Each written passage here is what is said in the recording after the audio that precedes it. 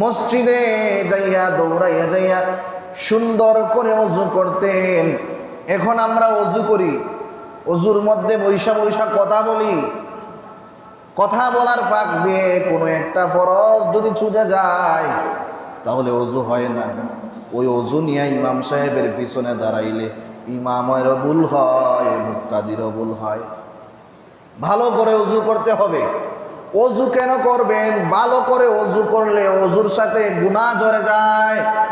ইমাম আবু হানিফা রহমাতুল্লাহি আলাইহি ওযুর সহিত যে গুনাহ জড়ত ওইটা ইমাম আবু হানিফা দেখতেন। ইমাম আবু হানিফা রহমাতুল্লাহি আলাইহি দেখতেন যে ওযুর সহিত বান্দার গুনাহ ঝরে পড়তেছে। এই জন্য ভালো করে মুখমণ্ডল ধৌত করতে হবে, ভালো করে হাত 3 বার ভালো করে ধৌত করতে হবে, ভালো করে মাথা মাসে করতে হবে।